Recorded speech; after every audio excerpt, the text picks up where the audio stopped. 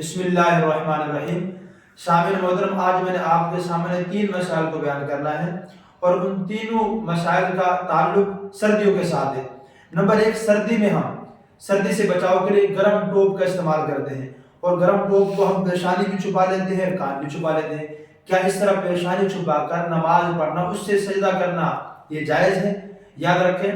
بہتر تو یہی ہے مستحب کہ پیشانی کھلی ہو، پیشانی کو زمین پر رکھا جائے۔ اگر کوئی شخص سردی سے بچاؤ کے لیے ٹوپ پہن کر پیشانی چھپا لیتا ہے اور پھر نماز پڑھتا ہے تو نماز ہو جائے گی، کوئی حرج نہیں ہے، کیونکہ ٹوپ اتنا موٹا نہیں ہوتا جس کو دبانے سے وہ دبتا چلا جائے یا زمین کی سختی معلوم نہ ہوتی ہو، زمین کی سختی محسوس ہوتی ہے، ٹوپ کو ساتھ بھی نماز ہو جائے گی۔ نمبر 2، سردی سے بچاؤ کے لیے ہم گرم چادر کا استعمال کرتے ہیں اور گرم چادر کو جب ہم لیتے ہیں، اوڑھتے ہیں تو اس سے منہ چھپ جاتا ہے اور ناک بھی بعض دفعہ چھپ جاتی ہے۔ تو یاد رکھیں، بغیر عذر کے منہ اور ناک کو چھپانا نماز کے اندر مکروہ تحریمی ہے، ناجائز ہے۔ ہاں عذر ہے، ایک شرعی عذر ہے، بیمار ہے بندہ، وہ ایک علیحدہ بات ہے، لیکن بغیر عذر کے جیسے عام روٹین میں سردیوں میں چادر لیتے ہیں، منہ چھپاتے ہیں، یہ مکروہ تحریمی ہے، تو منہ سے نیچے کی جائے چادر۔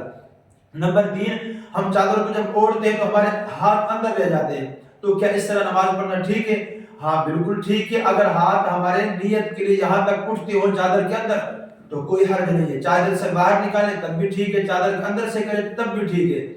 اور اسی طریقے سے نیت بھی چادر کے اندر باندھ لیں، کوئی حرج نہیں ہے، لیکن چادر کو اس طریقے سے نہ اوڑھیں کہ جس کی وجہ سے ہاتھ اٹھنے میں دقت ہوتی ہو، رکوع کرتے وقت، سجدہ کرتے وقت اور قیام کے وقت اور سلام پھیرتے وقت تنگی ہوتی ہو، اس طریقے سے تنگ طریقے سے چادر کو نہ اوڑھیں، چادر کو اس طریقے سے اوڑھیں جس میں نیت باندھنا آسان ہو، ہاتھ اٹھانا آسان ہو، رکوع سجدہ کرنا آسان ہو، تو کوئی حرج نہیں ہے۔ 3 مسئلے، نمبر 1، ٹوپ کا استعمال بالکل درست ہے، نمبر 3، منہ چھپانا مکروہ تحریمی ہے، نمبر 3